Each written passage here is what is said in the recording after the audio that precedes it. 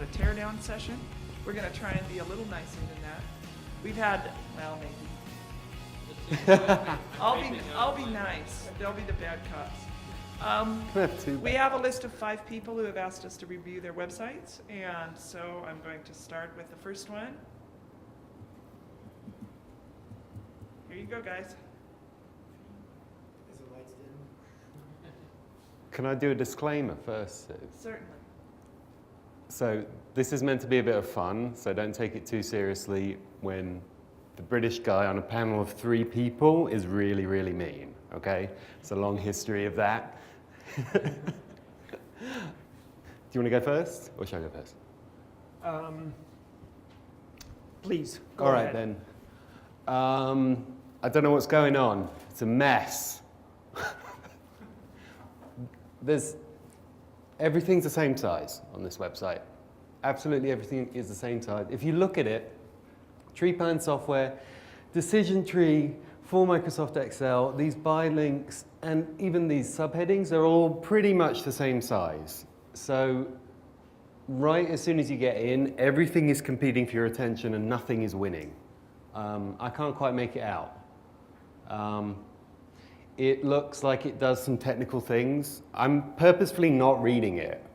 I'm just giving you my initial impressions. I don't really know what it does yet, and I've been looking at it for about that long. You don't need the software. What's that? You don't need the software. I don't need the software. That's fine, because I haven't got it, because I didn't get it.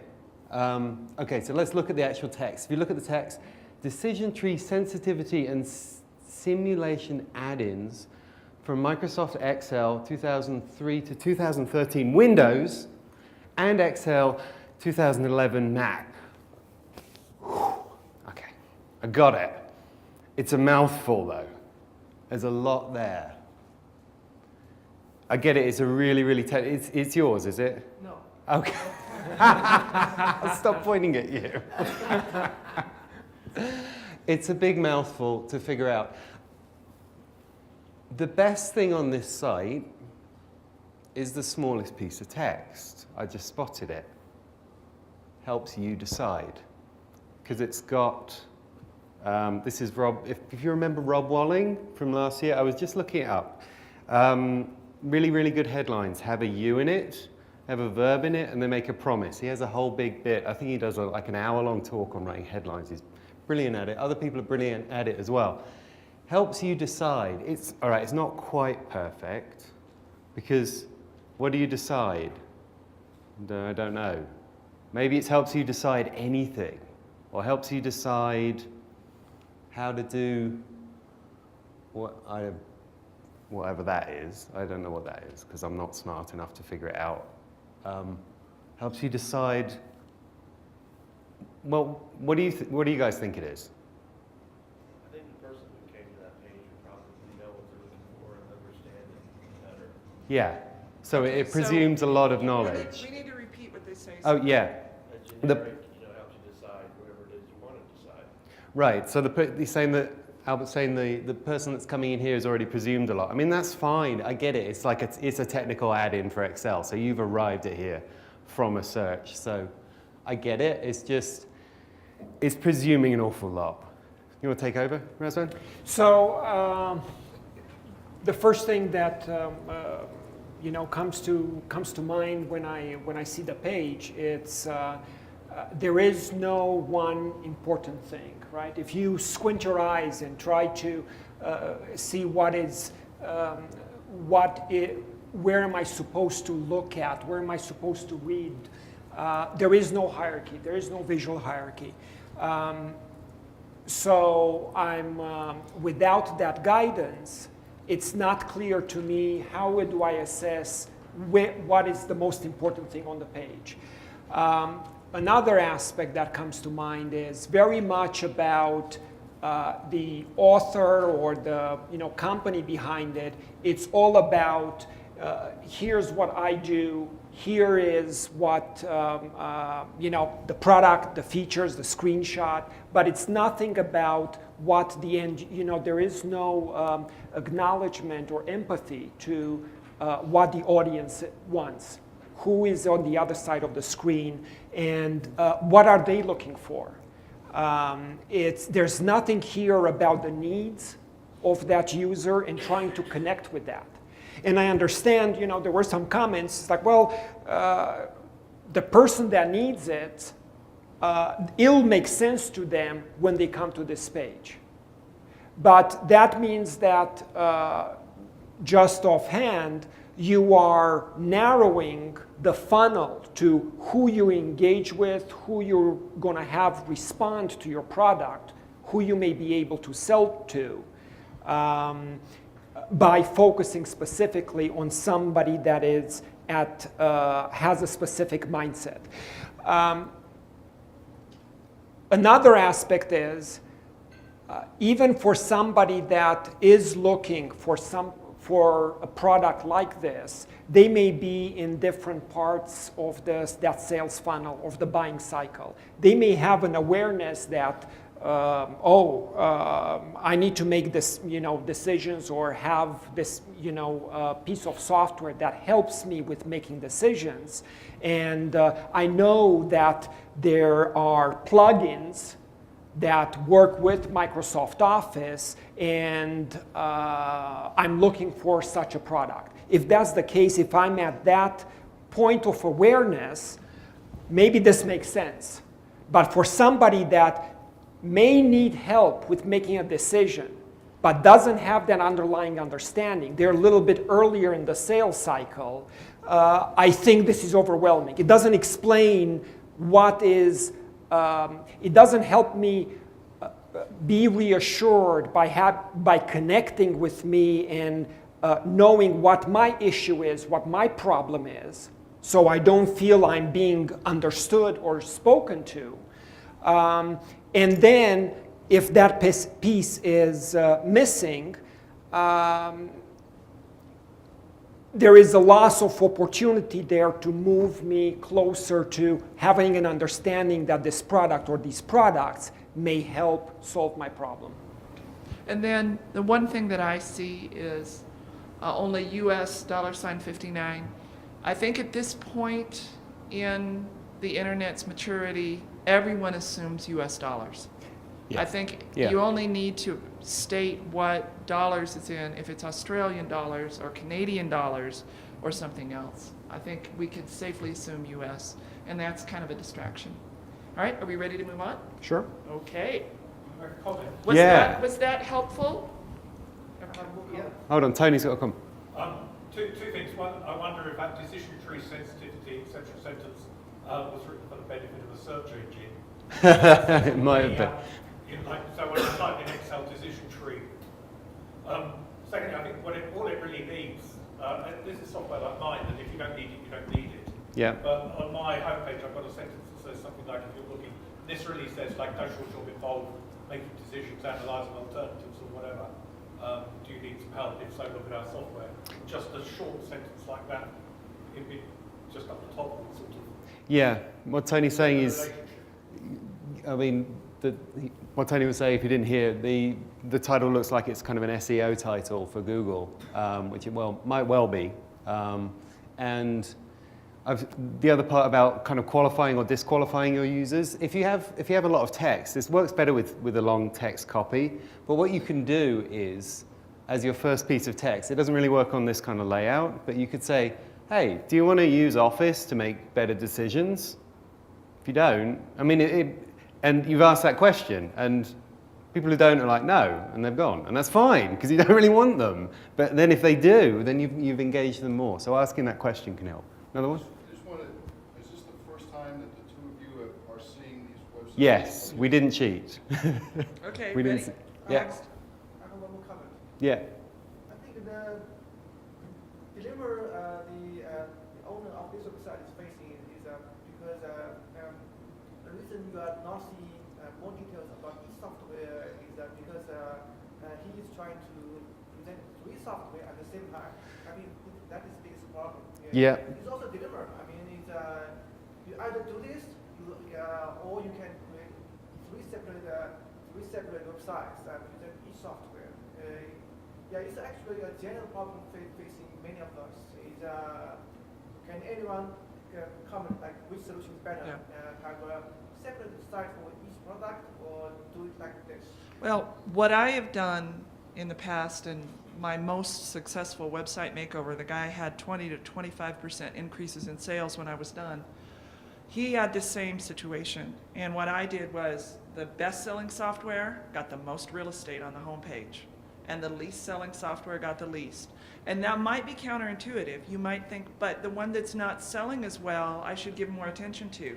But the fact is, you want to make money, and the one that's selling well, baby, sell it. Absolutely. Yeah. What about a rotating ad, maybe showing each product just to try to capture interest and focus the main product in the text of the homepage, have a rotating ad to kind of maybe draw you into it?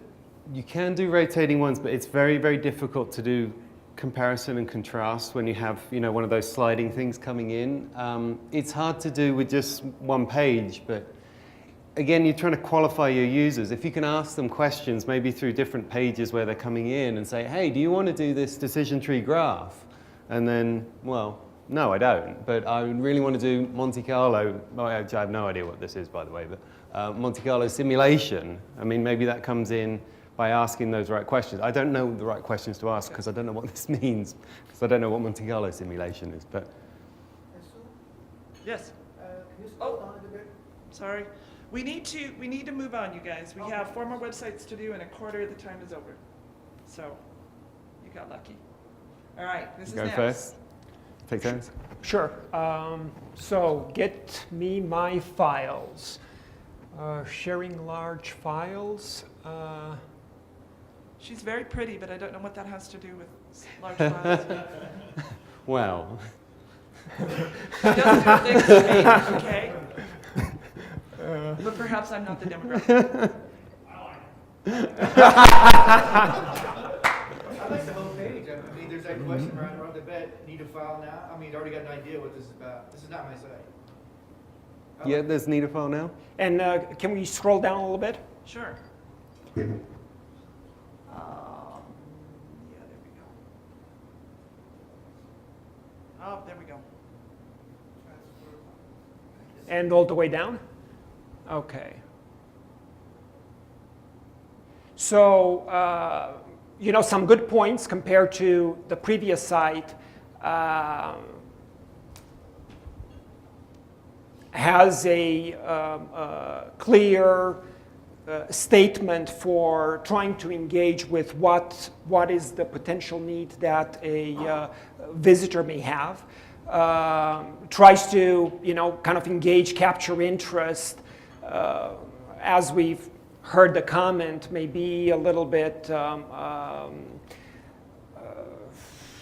kind of old school style, or may offend some users in the sense of doing the obvious of getting the beautiful lady that may or may not have anything to do with the actual product functionality or need. It is an engaging image, but ultimately does not help explain what the product is, what the benefit is. Doesn't move you ahead in understanding what this site can do for me. Is she in the video that will explain how it works? Yeah, actually, interesting question. Could right, you? let's- See, but Sure. I like the fact that it does draw your eye over there, and then that red arrow is centers your focus right there. So you Right. feel compelled to So, press the button. in terms of the software, we decided to create a whole new approach to file management. We looked at the market and said to ourselves, what is the biggest issue out there for users? Security. Knowing that online companies' confidential information is there. The only time I don't seem to need it is when I'm actually using my hands to create new pieces. It secures my transfers of my documents and my files to my professors, to my friends.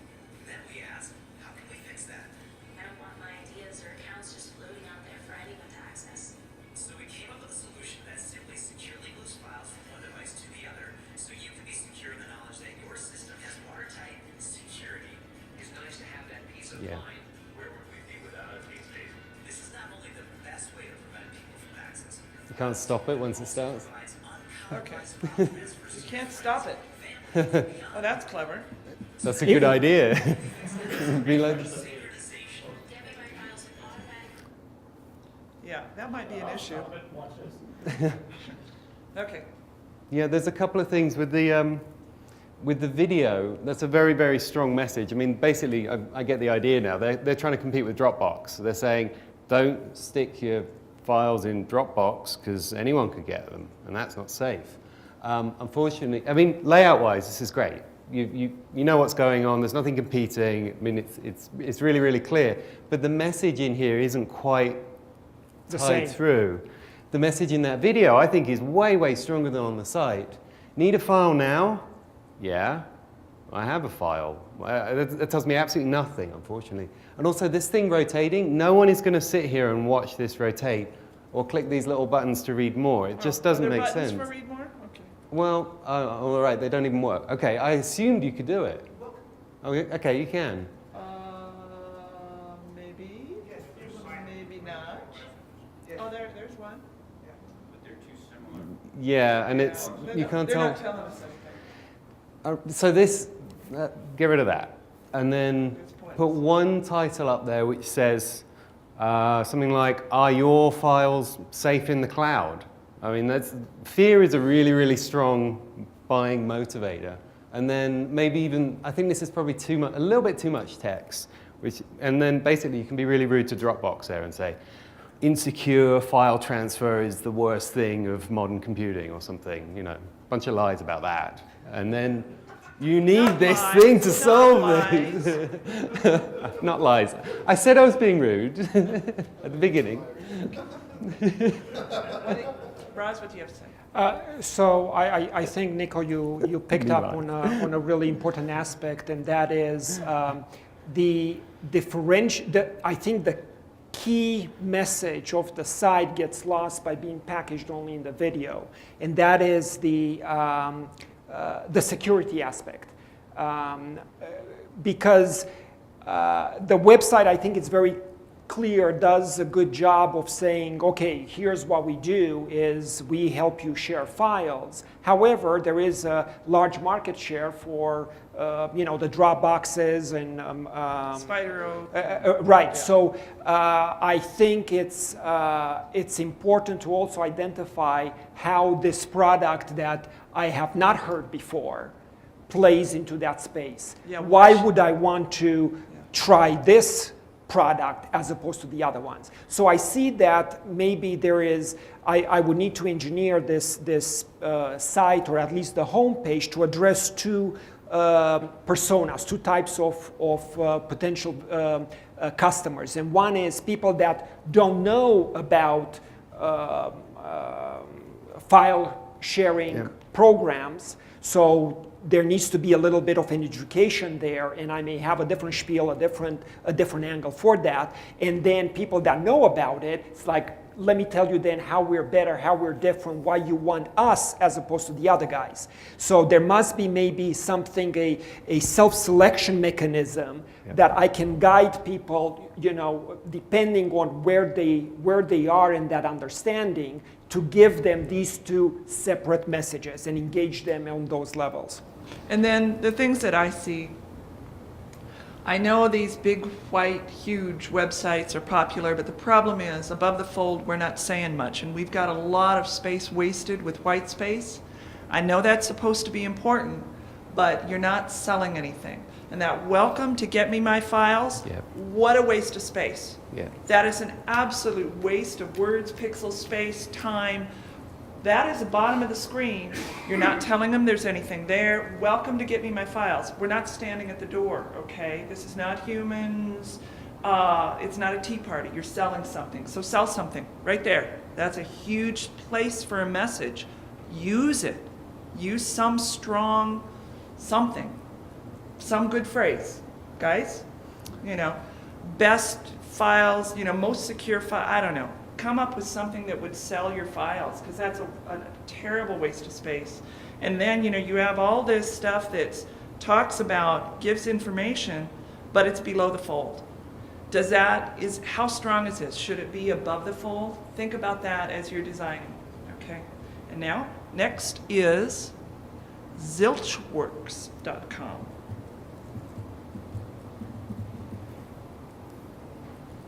Really? Like I said. So right off the bat, it shows a kind of a dated aesthetic. You know, it's really I think reflects a lack of professionalism in the sense of not being done by a professional web designer. So even though that may be considered not, you know, not important to the functionality of the product that you're selling, ultimately it does have an impact on the perception for whoever comes to the website. Depth reduction. Nico, do you want to? Yeah, a say couple of things that popped out. First of all, I would much rather be the girl than this. Oops. I'm being facetious, but I'm not sure. I don't know what that means. That was my point. I don't know what would you rather be? I don't know. I want to be younger, that's all. I mean, there's some problems, like you were saying, with the layout. And actually, I wasn't quite sure. On the right-hand side, at first glance, it actually looks kind of like Google Ads, if you look at the layout, which is a little weird. The title, okay, the largest title's okay, but there's no fulfillment in there. So it's the best $40 you'd spend on debt. Why? I don't want to spend $40 at all. I really don't. So there's no follow through of that thought. So you could rewrite it as spend $40 with us on debt and we'll save you 10 times more in, or, all right, I've got to get that a bit shorter, but I'll make it up off the top of my head. So spend $40 on debt and save 10 times more. That would be a stronger one. What he has up there on the right, become your own debt management counselor and get out of debt today, that's strong. Just a little tweak would be good, but Yeah. that should be moved because that's in an ignorable place. Yeah, maybe the two could be together. So spend $40 on us and get out of debt. I mean, that's it, really. There's some odd things in here. The text is, there's just too much text. Requires Microsoft Windows. Okay, we get it. You don't have to spell it out. It's like, we got it. I don't know what the products are, or are these going to link to external sites? Where am I going? I don't know where to go next. There's a lot of scrolling to do. Yeah, oh yeah. Oh, wow. Oh, wow. Let's go. This is why above the fold is so important. I didn't notice, thank you, Albert, that there's a lot of scrolling to do. And there's no clear call to action, right? There are so many links at the top. I mean, I kind of get, as I'm looking at this is that style of infomercial website. Yeah, But if you're going to do that, you got to do it really well. yeah. And this style of the, you know, kind of the one pager, really long, you know, really beats you with that message. Part of the psychology of why that works or how that works, it also has a very clear just one action that you want the user to take. And looking at what's happening below the fold seems to follow that type of template, but it's now a completely different approach above the fold with so many different places to go. So what happens below, I think, can work, but what you have above the fold, you need to have a very clear message, a very clear just one action, what the benefit, and what will you get for your investment of time, of download. In a big hurry, I would center this, and those, I mean, it needs to be redone, but in a big hurry, I would center it, and I would, all those links that are underlined, those are headlines, and they need to be in a bold, okay? I would take the underline away, or maybe not, but it should be bolded, absolutely. So you're saying the long page format would work, but you really have to have one call to action for it, whereas up top there's a lot. Yeah, there is a clearly understood kind of psychology followed by. I've seen it done a lot in get rich quick schemes. this type of kind of spam or kind of gray area marketing. There is definitely good principles to be taken from these guys because they are really they make a lot of money on that, and they have honed those kind of engagement psychology principles from it, and they can be applied successfully to kind of white hat products and techniques. But the way it works is you have the clear call to action, something engaging, maybe it's a little bit of a video, image, a little story, and then you kind of get almost bored with a really long story, and the whole point is typically people read something at the top and they just scroll all the way at the bottom because they want to see the offer. The offer usually sits at the bottom, and then they read actually in reverse. So they start scrolling up, and they're almost looking for things to dissuade them to take the action. So they already, when they scrolled all the way to the bottom quickly, they've made a decision in the back of their subconscious, the decision to buy or not buy into that product. And then as they scroll up, they're looking for decisions to actually not engage.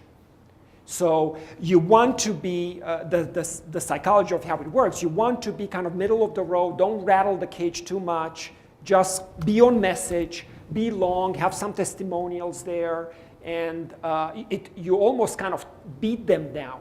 You tire them down, and then by the time they come back up, and it's like, yeah, I guess, I'll go for it. But one of the things you need to do in this is your download and buy now buttons. Buy now should be way bigger than download. With this approach, you might not even want to download. You might just want to sell it. But those need to be buttons because, research after research after research has shown that people like clicking on buttons. Big, fat, in your face, hairy, juicy buttons, okay? Not links. Forget the links. I know Nico uses buttons a lot. If you're going to use this long copy approach, you should have the buttons spread out here, there, everywhere. Basically on almost every screen, there should be that buy now button. Are you ready? Buy now. Are you ready to get out of debt? Buy now. You're going to do this. Buy now. Let's move on. Yeah. Move on. Yeah, they need to be really led. People want to be led. They need to be given direction for, okay, what's important? What do I need to know? Where do I need to click? What should I do next? Oh, you see those big buy now buttons? This is Nico's website, and I think he's optimized it maybe a little bit, maybe done a little testing. Actually, we don't do that much A/B testing. Okay. But it's pretty obvious what's going on. I mean, yeah, you can't even read any text on this. There's a whole bunch more at the bottom. You can't read anything at this point. Nico. Yeah. All right, let's move on to the next one.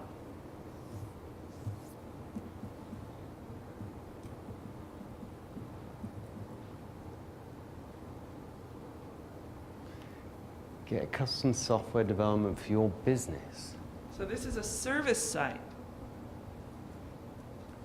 Experienced software developer. Okay, I'll go first. It's odd because this is singular. I noticed immediately. Experienced software developer. So they're saying there's one of them. I mean, all right, layout's not bad or anything. This is fine. I get the idea. It's got a bit of its own style. There's a blue canyon. Maybe this is where the guy lives or something. If it's one guy, I'd go personal with it. I want to see a picture of him. It's like, hey, I'm Bob, and actually I live here in this canyon. This is where I do all my software development. It's great. I'm going to take care of you. And because, I mean, that's what you're selling. You're selling yourself. I just want to see him. Where is he? Is he further down? Let's check.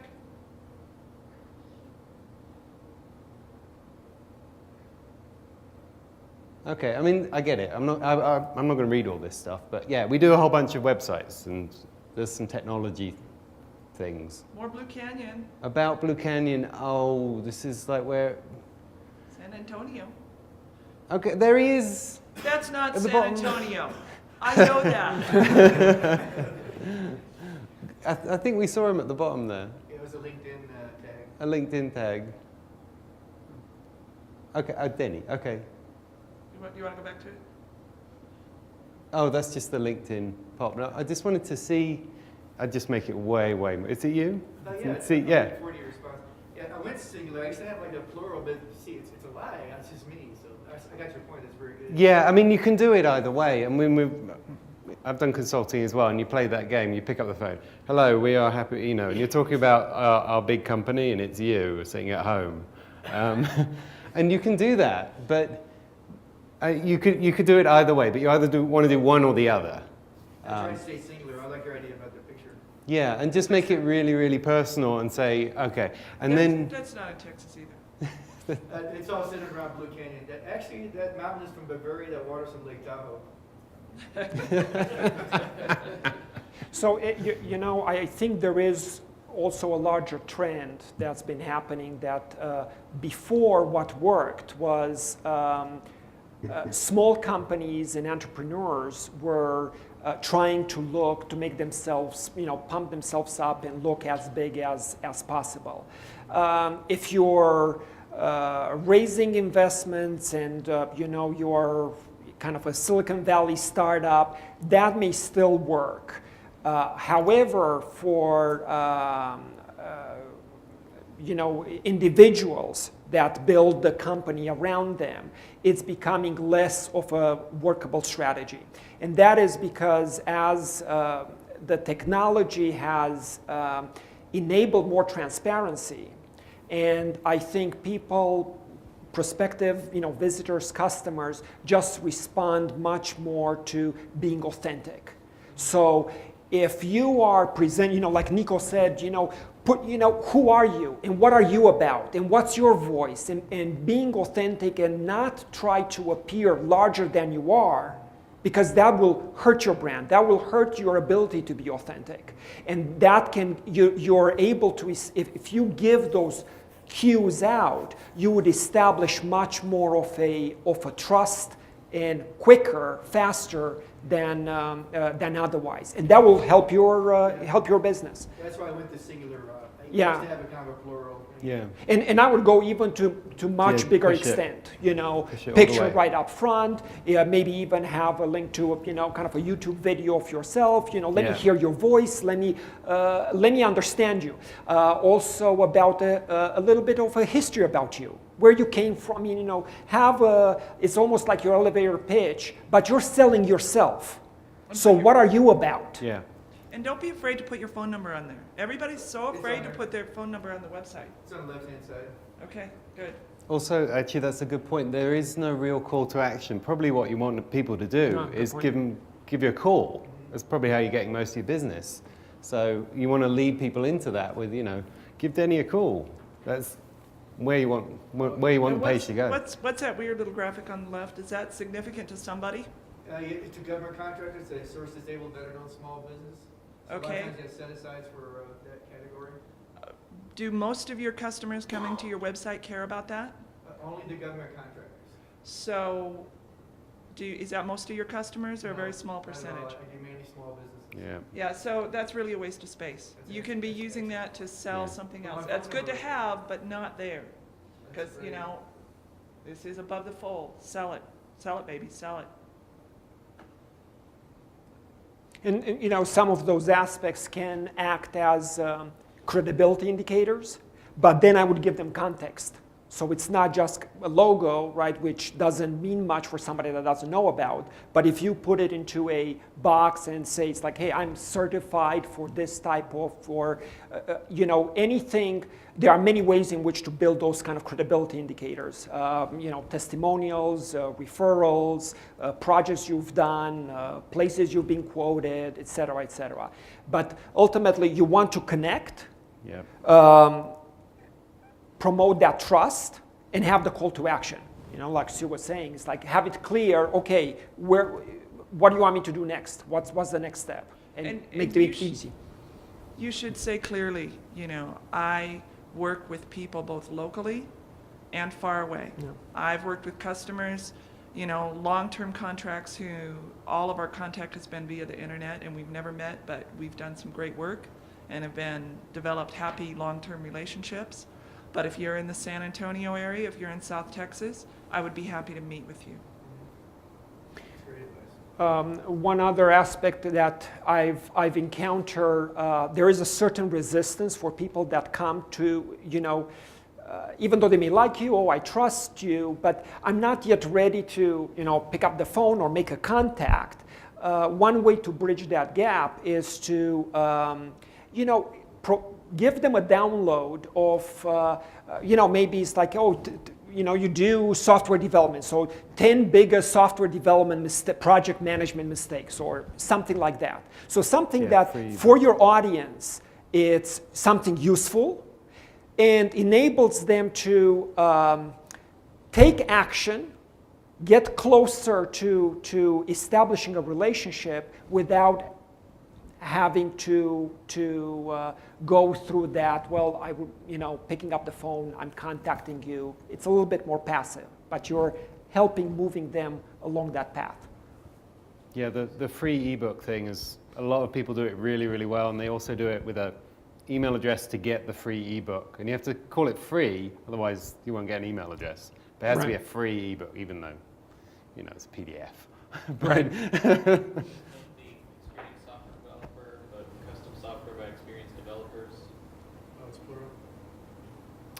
Where's that? Oh, yeah. The subheadline is plural, isn't it? Yeah, so there's a little bit. Graphic on the right too. That's a good point. Yeah, there's a little bit. And then something I would add to that menu, because you touch on it here above the fold, but I would put it off in its own, and that is portfolio. All right, where you talk about the projects you've worked on. I think most service websites should have a portfolio, and people know what that is. I think if you looked at your analytics, you might be surprised at how many people click on that. And you know, you make it very clear, very easy to follow, and that gives them an idea of what you can do. And it's a good place to put that type of sales all on one page. Very organized. So just quickly, a different title that you could do would be, your website is safe with me. If you have that right next to your picture. I don't do just websites, though. I do a lot of desktop stuff. I wrote Windows services to talk to electric car chargers, a little bit of everything. You know, and your that tech comes, project is safe with Right. me. and I, you know, when we do a lot of things and we sell a lot of things, you know, we have a tendency to list them all and give them all equal weight. But whatever you get the most business from, that should be in bigger letters. You should push that harder. Because, you know, maybe you do websites and you enjoy doing websites, but, you know, is this really about software development? You could probably charge more per hour as a developer anyway, so I would push that one. Because honestly, your website doesn't sell you as a software developer to the level that you could get some really good money out of it, all right?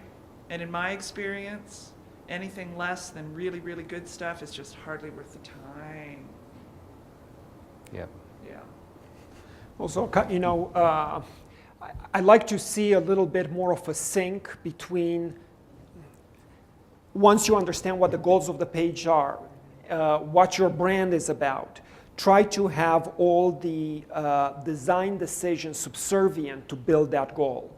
So in terms of chromatic, you know, the colors that you choose, the image, like for example here maybe a tag can be, you know, get peace of mind for your project, you know, with, you know, right, you have the serene, or vice versa, pick, you know, what is your tagline or what, you know, how can you encapsulate in something, you know, that's very easy to grasp and to relate, and then find the picture that actually supports that tagline.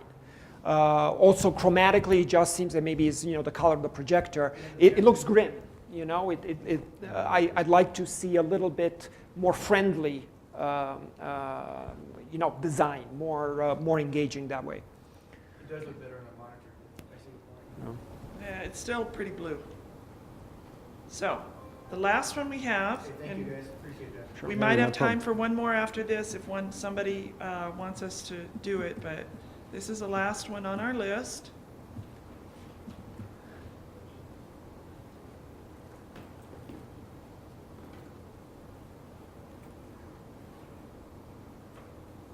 Uh-oh.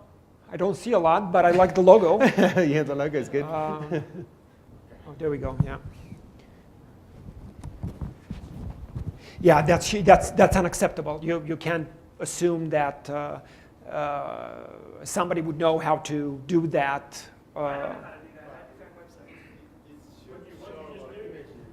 Oh, I clicked on this icon, which is compatibility mode for Internet Explorer. But this, should we And try? I have a feeling there's still some missing, because Yeah. I've seen Utaka's websites and they sell really well. Yeah. And I don't think Utaka would have a website with this much white space. I really Can we think do it's Chrome? Oh yeah. Is Okay. the Chrome down there? Sure. There There we we go. go. I reloaded the page, Okay. F5, and it went away. Okay, so there's different large images that are flipping in, and the Wi-Fi is probably not picking them up. I did see a girl running. I'm not sure quite what that has to do with the message, though. Shall we go down a screen? So ultimately, test for bandwidth constrained situations and various browsers, because ultimately, we can have a sexy design and things that are really interesting and dynamic and engaging, but if it doesn't work for everyone or for the largest majority, I think it can backfire. If you need someone to check a slow bandwidth connection, I'm cheap in my office and I only have a 2 megabit connection, so you can ask me to look at it.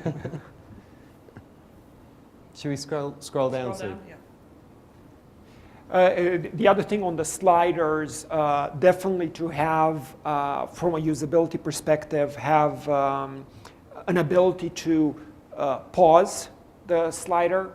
Usually the best UI for that is even if you hover over the larger slider area to automatically go into a pause mode. And also the ability to fast forward or go slide by slide as needed. I really like the definitive text editor for Windows. I'd rather see that at the top. It's like, all right, you've found it. There's no one even comes close at this point. This text is, I was just reading a little bit of it. The text is good. When you have that much text, you can just, because people scan websites, they don't read websites unless they really, really want to. They're trying to make a decision, but most people will scan it. So for stuff like this, your audience is developers mostly. So I would bold Unicode, bold very large files, bold those messages again and again as you go down, because people scan it. They're like, oh yeah, Unicode, large files, that's what I want, because that's always a pain. I can't do Notepad with that. This might be a good candidate for a bullet list. Absolutely, yeah, and I'm a big supporter of bold, like Nico's saying, anything to make the page more visually scannable, have a clear hierarchy. Obviously there is a lot of white space here, a nice tagline, but then it kind of falls flat here. Nobody will, or very few people will actually read this text. So having the bold, having the bullet list, maybe having a larger headline that packages that message can really help that comprehension. Yeah, we use this. I don't mind paragraphs of text. They definitely have their place, but you've just got to remember people will scan them. So putting those occasional bold words in really does help. And when we come to the initial home page and on every page, when I design a page, I try and remember that capital F. People scan in a capital F. They're going to look at the top left of the page. They're going to go down the side of the page, go across the top, and then a little bit into the middle. And so I try and put a lot of my strongest messages in that area, because that's how people scan a web page. Heat maps show that is pretty typical. Shall we go down further? Sure.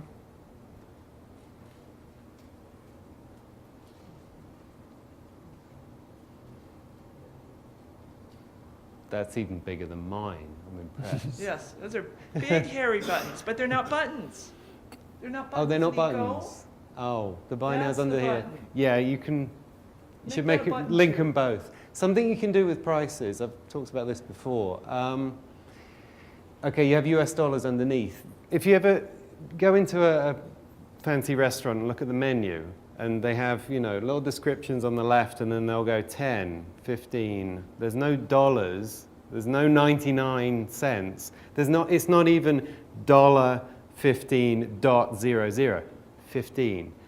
And they've done, I was talking about this last year, they've done MRI scans that show when people see a dollar sign, it actually causes pain in the brain. You can see it. People's minds light up.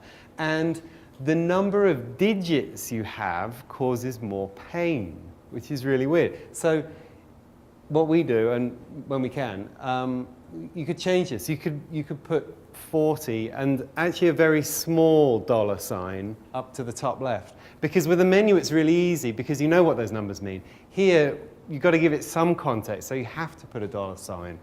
But put a small one. Don't make the dollar sign as big as the 3. I think US dollars underneath, actually, it kind of works in a weird way. Yeah, I kind of like it. Yeah. It's got kind of a design element. Yeah, I kind of like that as well. What do you think, Raz? There's also research showing that there is a perceptual difference between having the full number of 40 versus $39.99, and that people give more weight. They expect it to be the rounded number to be a more luxurious product. So if that is brand consistent with what you're selling, you may be better off by having the rounded number. The other thing that I would do here, particularly if maintaining the 99, is actually make it superscript. You know, just kind of a small 99 there, and like Nico was saying, just having so many digits.